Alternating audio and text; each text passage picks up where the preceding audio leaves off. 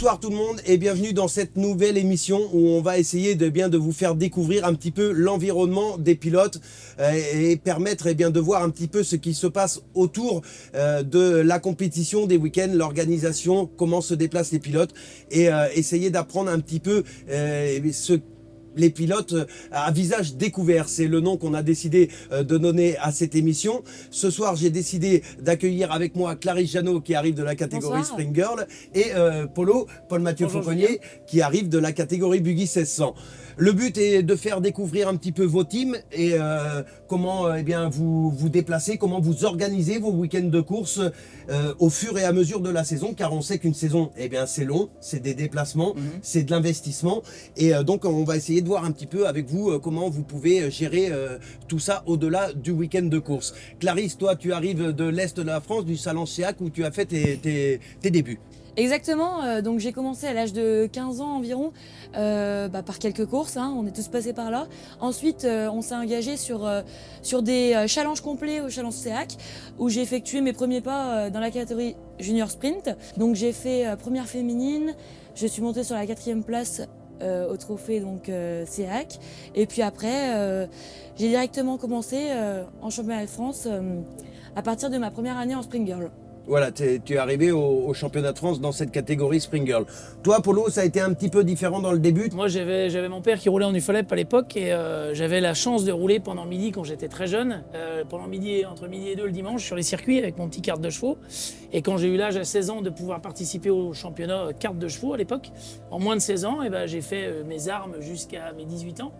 Où je suis passé en 600 après dans la catégorie 600 mais toujours en UFOLEP. Et puis au bout d'une paire d'années en UFOLEP où j'avais soif encore de plus de choses, de découvrir de plus de choses, en 2011 j'ai commencé à participer en super sprint au championnat de France. Et depuis 2011 je n'ai pas cessé de faire le championnat. Tu es arrivé directement dans cette Ouais, catégorie super sprint où là on sait que c'est quand même difficile de faire ses gammes. On l'a vu encore tout au long de cette saison que c'est une catégorie qui est très exigeante. Très exigeante et puis il faut la chance, il faut la mécanique, il faut être bien dans sa peau, il faut être en forme. C'est une catégorie qui est très exigeante et la moindre erreur, elle peut vous coûter un week-end. Et puis si cette erreur, elle se reproduit un week-end d'après, on recommence. Et c'est pour ça que des fois, on a des pilotes très bons qui font des belles étincelles. Et les meilleurs, c'est souvent ceux qui arrivent à se mettre dans les points chaque week-end. Ouais, être vraiment régulier, c'est ça qu'il faut dans cette catégorie. Ouais, c'est ça. Et c'est un peu, on retrouve le même dilemme dans cette catégorie Spring Girl qui, là aussi, a vraiment monté en puissance depuis quelques années. On le voit avec toi, Clarisse, qui grimpe chaque année des petits échelons. Mais c'est vrai que quand on se rapproche de la vérité, c'est là que ça devient le plus dur. Donc moi, je suis une jeune pilote de l'OFAC. Ça fait seulement 2 ans que je suis présente sur tous les circuits, donc il a fallu une année pour apprendre, une année pour réapprendre, et puis là on commence à confirmer un petit peu. Il y a beaucoup de facteurs qui rentrent en compte.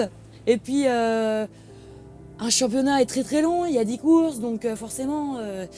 ça se passe, c'est jamais terminé, jusqu'à la dernière épreuve. Donc forcément. Justement, on vient sur ce championnat en globalité. Vous êtes tous les deux un petit peu dans des teams familiaux. On va dire, Clarisse, toi, tu viens avec ta sœur qui roule en junior sprint. Exactement. On sait que Didier est investi dans votre équipe. Et toi, Polo, c'est pareil. Il y a Marianne qui roule, qui roule de temps en temps cette année. Et puis on a ton père qui roule, Pascal en Buggy Cup. Et puis Tristan qui roulait il y a quelques années.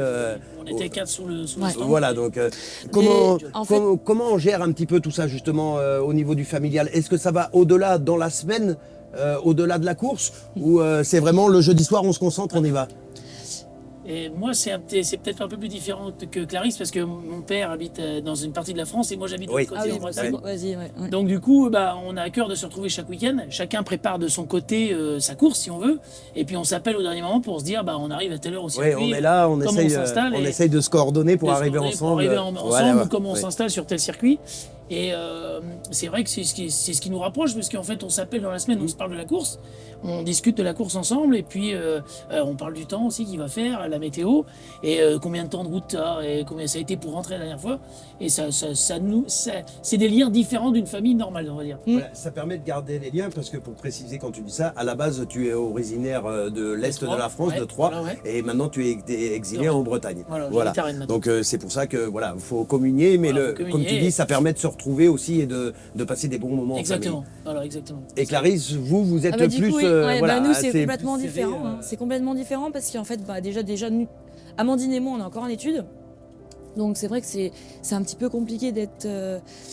on est toujours présent, j'ai peut-être 10 fois mon père par jour, ça c'est obligatoire, parce qu'en fait, en fait, on est tous les week-ends ensemble pour organiser le week-end d'après, et puis la semaine, c'est des heures de mécanique, c'est des heures d'entretien, c'est des heures de lavage, c'est des heures, Oui, parce on que compte pas. c'est ça. Et mon père, de- moi, il passe beaucoup de journées parce qu'en fait, c'est le seul à s'occuper des machines entre la semaine. Et en fait, deux machines, ça représente quand même énormément d'heures. Et puis en fait, je suis en communication constante avec ma sœur, mon père. Voilà, on resserre les liens. Mais voilà, effectivement. c'est nous, vu que moi j'habite dans le même village que mon père, c'est différent, c'est plus facile. L'approche est différente Voilà. que Follow au niveau du team. Exactement. Et justement, est-ce que aussi dans le milieu professionnel, dans la vie de tous les jours, on arrive à s'adapter? C'est évident, ça se passe bien pour. On sait que le lundi, des fois, voilà, on peut pas être forcément là.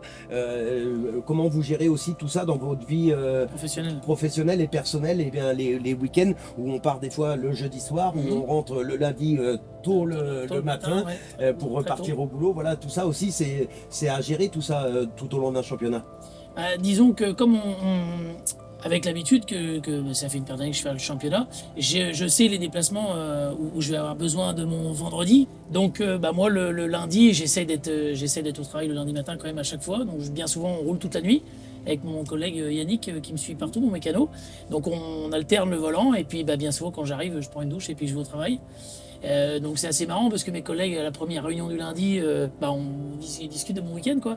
Donc on a un petit échange assez sympathique le lundi matin. Et puis quand il faut que je parte le vendredi, j'essaie de m'organiser pour essayer de pas partir trop tard le vendredi midi ou plus tard. C'est compliqué maintenant d'avoir des journées de liberté, on va dire, mais on arrive à s'arranger. Et est-ce que les collègues justement suivent un peu sur OFAC TV maintenant avec J'ai certains collègues, qui suivent. Tiens, Polo, regarde, il roule ce week-end. J'ai plein de collègues qui me demandent je t'ai vu rouler. Si, ils suivent pas mal. Ils comprennent pas grand-chose, parce qu'ils sont complètement en dehors du. Mais quand c'est moi qui roule, ils suivent le truc et ils apprécient. J'ai des super retours d'ailleurs de cette chaîne et même moi, j'apprécie qu'on puisse me dire je t'ai vu rouler. Ils comprennent un peu plus l'envers du décor que moi j'explique avec des mots tellement banals pour moi que. C'est plus facile de mettre tout ça avec des images. Avec des images, voilà. Et puis lui il m'a doublé, je l'ai redoublé, je l'ai coincé, il m'a coincé. Voilà, ça fait quelques débats autour de la machine à café. Je suis pas souvent à la machine, mais autour d'une ligne de production. Oui, ça arrive. Il est sérieux ce Polo, il est sérieux. Et donc toi Clarisse, par rapport à ta vie professionnelle, tu travailles dans l'immobilier. Hein. Ouais, alors en fait je suis encore en études, je suis en dernière année de master immobilier. Donc en fait j'aligne le boulot, l'école et le sport auto. Donc des fois je vous avoue que c'est pas le plus facile à faire parce que l'immobilier ça prend énormément de temps, le week-end également. Donc bon, il y a des semaines qui se passent, j'ai pas eu le début de l'année passée, ce qui est normal, je pense comme tout le monde. Et puis on essaye, je pense que cette année c'est la plus dure mentalement parce qu'en fait vu que je passe mon bac plus 5, c'est vrai qu'il y a beaucoup de révisions à faire, il y a des gros mémoires à faire. Et ma patronne m'a confié un poste de manager, donc je manage des personnes, donc c'est vrai que aligner boulot, pro et perso, c'est vrai que c'est pas tous les jours facile. Et en plus de ça, je fais construire une maison, donc c'est sûr que là, c'est la totale. Le planning est bien plein en ce moment. Exactement, mais en fait, je pense qu'on a tous besoin de ça. Dès qu'on a goûté à l'autocross, on a des challenges et on a envie de gagner. Et en fait, c'est autant perso que pro. Donc du coup, en fait, c'est la vie de l'autocross, c'est la vie de la compétition. Et autant perso que pro, c'est un régal en fait. Même si on est un peu fatigué des fois, mais c'est pas grave. Dans la plupart du paddock, on sent quand même cette passion pour le sport auto. Cette passion, que, comme vous le dites, même quand c'est un peu plus difficile, même quand au boulot, le lundi, comme tu le disais, tu as fait 5 heures, 6 heures de route dans la nuit et puis qu'il faut y aller le matin. Et mais la passion, on arrive à se dépasser avec cette passion. Oui, c'est sûr qu'on est tous fous. Hein. On est tous mordus de ça. Et c'est ce qui nous anime, et puis ça nous plaît en fait, c'est ce qui nous met un peu de challenge, je pense, dans notre week-end, de se dire il faut que je réussisse ça, puis lundi il faut que j'aille au boulot quand même, parce que c'est bien beau de faire faut manger. Il faut parce que c'est pas notre métier en fait. Voilà. C'est ça. C'est dommage. Tout à fait. Il faut manger. Ouais. Non, mais c'est bien, et puis de se retrouver aussi avec des personnes qui aiment ça, même si on sait que Mais tout oui. le monde ne peut pas s'apprécier à 100%, mais on retrouve quand même en globalité une bonne ambiance sur ce parc, et c'est ce Tout qui le fait monde se aussi... dépanne, on se dépanne. voilà. Quand tout le monde est assez solidaire quand même. Ouais. D'accord. Et pour revenir plus à un niveau financier, au niveau de la saison, on sait que, on le disait, on parlait de grands déplacements. Une saison coûte cher. On sait que avec l'inflation aussi de la vie de tous les jours, que ce soit le gasoil, le péage, tout ça, quand on traverse la France, ça a un coût. Après, il y a aussi le véhicule à entretenir, il y a les pneus, il y a beaucoup de choses à mettre en place. Tout ça aussi, c'est grâce à un investissement du team. On essaye de faire des repas, de faire vivre cette association. Et puis, il y a aussi les partenaires qui vous suivent, je pense, au fur et à mesure des Les week-ends années, et de la ouais. saison. Bien souvent, les partenaires, c'est des amis qui donnent un petit quelque exactement. chose pour faire Ouais. plaisir. Voilà. C'est pas vraiment ce qui nous permet de faire une saison.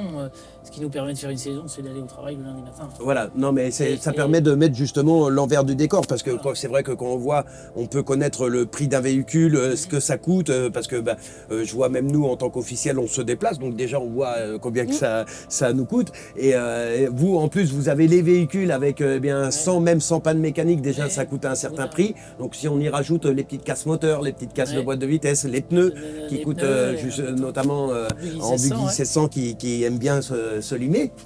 Ce Donc qu'il faut c'est faire, vrai que c'est avant tout plus un investissement personnel Oui. que des partenaires. C'est vraiment pour ma part, peut-être que j'ai Ouais, des moi, ça collègues va qui être ont un peu plus de complètement chance, différent, moi. un peu plus de chance qui ont des partenaires, et puis tant mieux, parce que il en faut. Mais pour ma part, donc je parle à moi, mon père et Marianne, c'est plein d'investissements personnels, c'est quasiment que de l'investissement personnel. La seule chose à faire, c'est de jamais compter ce que ça coûte. Il faut payer et on verra plus tard. Il ne faut jamais se dire, ce week-end, ça m'a coûté tant à venir, parce que on serait, je pense, un petit peu dégoûté. Mais on le fait avec tellement de plaisir de s'acheter des pneus, ça nous fait tellement plaisir d'acheter des pneus que on le fait avec joie. Avec bon cœur. Avec bon cœur. C'est pas une contrainte. C'est pas une contrainte, non. Pas une contrainte en soi. Clarisse, toi, vous aussi, vous avez le team et Oui. vous vivez aussi de repas, Exactement. énormément de choses au niveau du sein du team. Alors, je pense qu'il y a un tiers de manifestations, un tiers de sponsors et un tiers mes parents. Investissement personnel. Voilà, il y aura peut-être un peu plus cette année, mais avec les moteurs et tout, mais souvent, normalement, les années se suivent et se ressemblent un petit peu. Et heureusement qu'on a nos partenaires, parce que c'est vrai que c'est une saison, c'est un coût extrêmement important. On sait qu'il y a des façons de faire et que ça peut les aider Exactement. aussi, donc ça aide tout le monde, et on peut s'y retrouver aussi, voilà, s'il y a des personnes qui ont envie d'aider Donner de l'argent. les gens dans le parc, mais il Non, faut mais le c'est dire sûr. tout simplement. Et- Non, puis, mais c'est vrai que Polo a raison quand même, parce que c'est quand même nos sponsors, c'est quand même nos amis avant tout. On crée des liens hyper importants, et en fait, on se rend compte qu'il y a des personnes qu'on ne connaissait pas forcément en sponsor, qu'au final, après, on apprend à les connaître, ils s'intègrent à notre équipe, et puis en fait, maintenant, c'est des réels amis, quoi. Ça reste un monde, on va dire, fermé entre Mais guillemets exactement, quand même, quoi. Ouais. on est là pour profiter tous ensemble, et moi j'ai plein de sponsors qui viennent m'accompagner sur des courses, et franchement ils s'éclatent autant que nous. Oui, voilà, puis on a envie de Exactement. leur donner aussi. Voilà, Et sur la grâce piste, quoi. aussi au live que l'OFAC a créé, et ben sincèrement, heureusement qu'ils l'ont fait, parce que comme ma grand-mère, tout ça, toutes les personnes qui peuvent pas se déplacer partout, et ben elles vivent vraiment notre histoire à tous. Connais ma grand-mère qui a 74 ans si je me trompe pas, et ben elle Sans suit smartphone.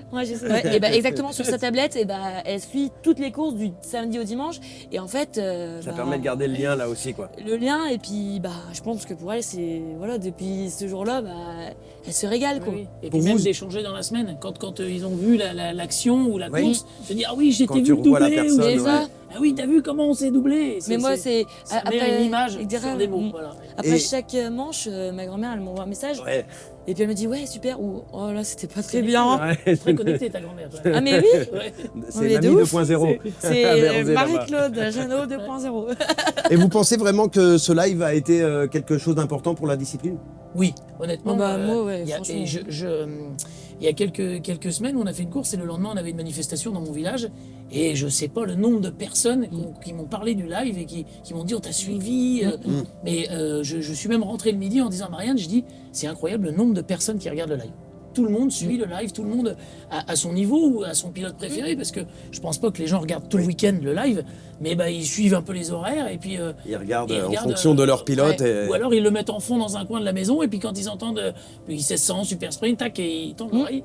Et je pense que réellement, on met encore, comme on l'a déjà dit, une image sur des mots et le lendemain, le dialogue il est hyper fluide, on échange beaucoup plus. Bah oui, non mais sincèrement, le live, je pense que ça va révolutionner un peu notre discipline.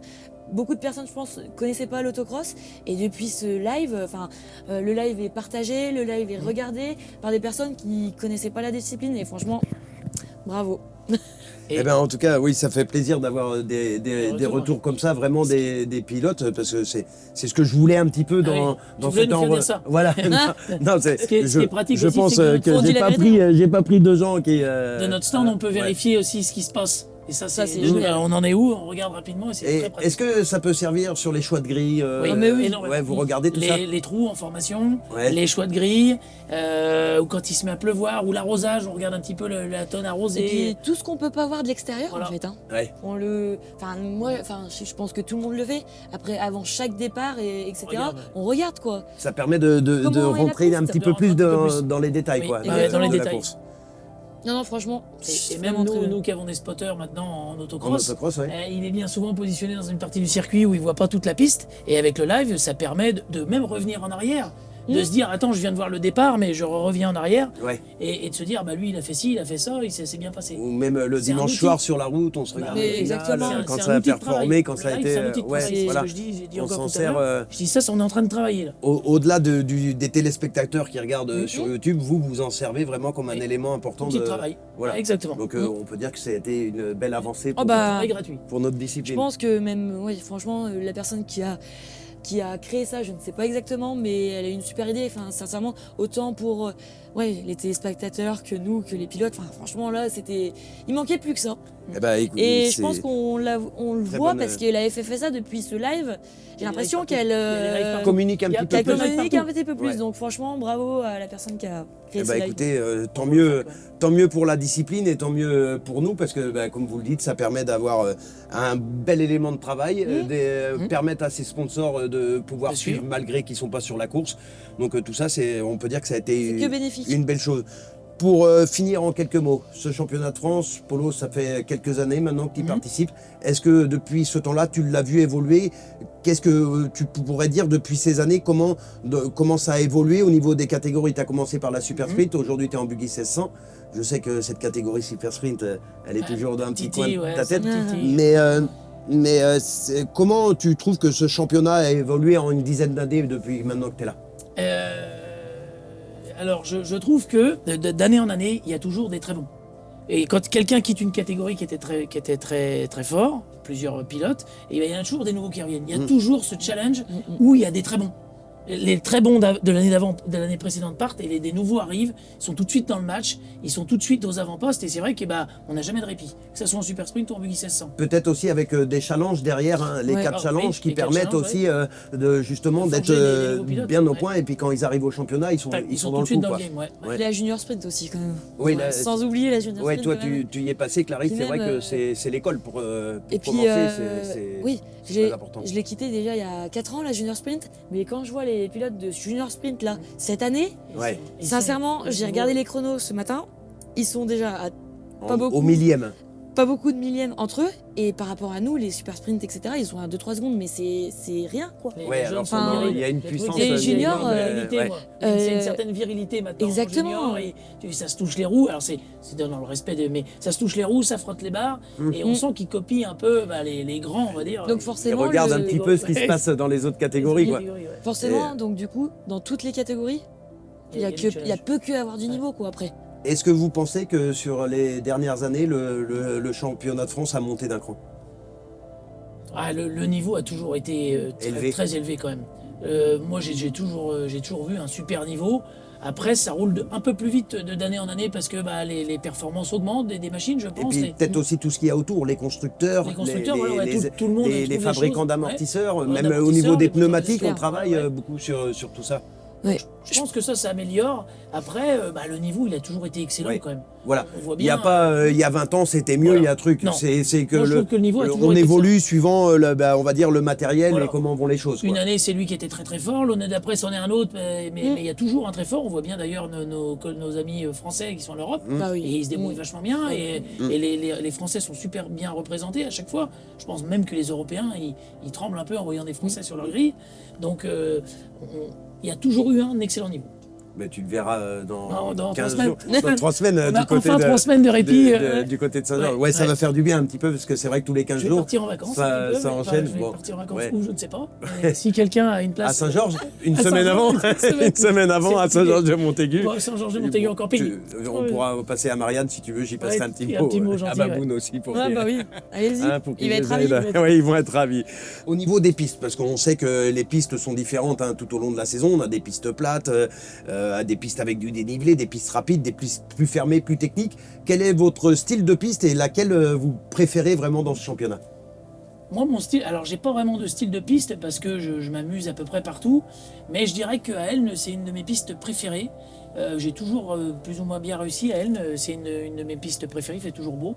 Et j'ai l'impression que quand il y a un peu moins de grippe, je suis un peu plus à l'aise que mes collègues, et j'aime beaucoup cette piste. Elne, ça serait ma préférée. Clarisse? Je suis un peu d'accord avec lui. Mais bon, je pense que déjà toutes les pistes sont très très bien, les organisations sont très bien également. Après, c'est sûr qu'on a tous des préférences. Moi, je préfère les circuits un petit peu avec du dénivelé, de la rapidité. Donc forcément, je vais plus aller comme Polo vers des pistes un peu comme Elne, Saint-Vincent-des-Landes, Heidi, Faleras. Enfin, après, des préférés, j'en ai pas spécialement. Il y en a que je préfère moins, mais je dirais pas forcément. Je dirais pas Heidi. Ouais, et puis Oui, on a tout tous ce qui est les. circuit avec C'est la les goûts et les vitesse, couleurs. etc., C'est les goûts et oui, les couleurs j'adore. aussi de chacun. Exactement. fait, Ah si, j'ai oublié de c'est dire, ce j'aime que- beaucoup Saint-Vincent-des-Landes. Ah, et ça, Polo, C'est mon préféré. je te comprends Je tout à change. fait, Polo. Je Je te change. comprends, Ouais.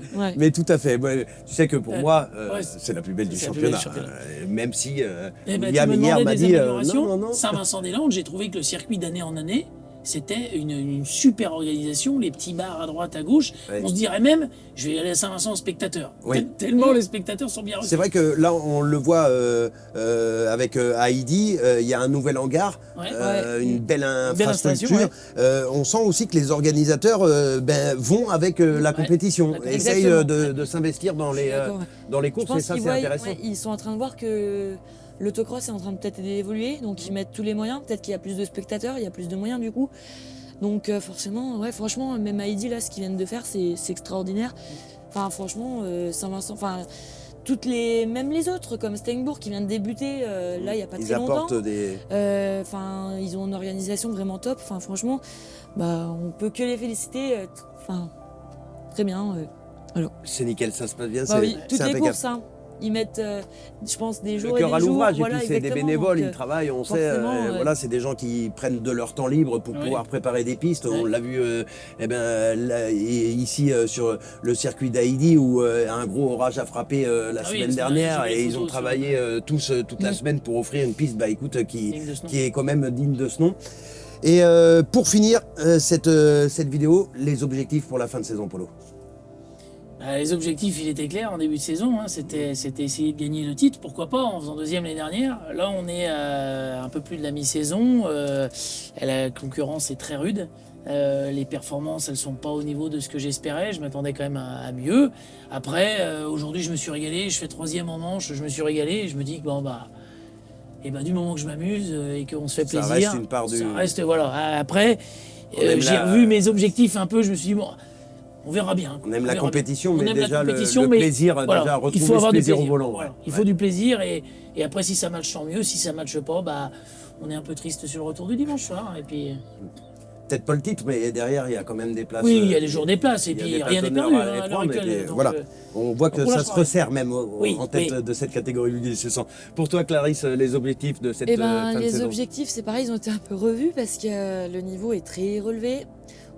On a des concurrentes qui sont vraiment très performantes, il n'y a rien à dire, il y a du niveau et c'est extraordinaire. Ouais, puis t'en On as a été, des- on a été des- un exemple des filles qui arrivaient de la junior sprint. On les voit encore qui arrivent chaque année, et ça gonfle cette niveau Exactement. Et Marianne, j'en parlais avec voilà. Marianne, tu Il y a- vois, qui c'est ce que reviennent j'allais et dire, qui il y a mettent, Marianne, il y a qui Léa sont Poster, toujours là. il y a ouais. des personnes qui reviennent en plus du championnat. Donc forcément, ça peut être bénéfique comme mauvais. Ça, je vous le dirai à la finale de demain. Parce que forcément, si j'arrive à m'introduire Ouais, voilà, dans ça tout va ça, et ben, ça va peut-être pouvoir chaque mettre course un va petit écrire peu un de petit points. peu Donc, la fin de saison. la fin de saison, en fait, on peut pas dire. Je peux encore être vice-championne. Je pense que championne, ça sera compliqué parce que Chloé est vraiment Ouais, un peu au-dessus est du sur lot, une quoi. autre planète Ouais. cette année. Elle le mérite. Tout le monde mérite sa place. Donc, franchement, que la meilleure gagne et puis que ça continue comme ça parce que je prends un maximum de plaisir. Le début d'année a été trop compliqué, donc on va repartir mieux l'année prochaine. Et puis voilà.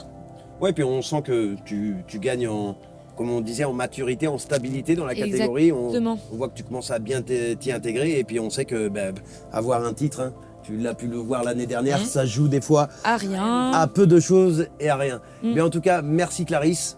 Merci Polo Merci, d'avoir été avec Accordé moi le temps. pour cette première interview d'À Visage Découvert. Merci à tous et à toutes. J'espère que vous avez pu voir un petit peu la course autrement que par on va dire la compétition. Et n'oubliez pas, vous pouvez suivre tout le championnat sur OFAC TV. N'hésitez pas à nous suivre tout au long des week-ends. Moi, je vous souhaite une bonne soirée. Bonne soirée. Bon courage pour la fin de Merci, saison. Julien. Et on se retrouve bientôt. À bientôt. Merci Ciao, à ciao. tous. Au revoir.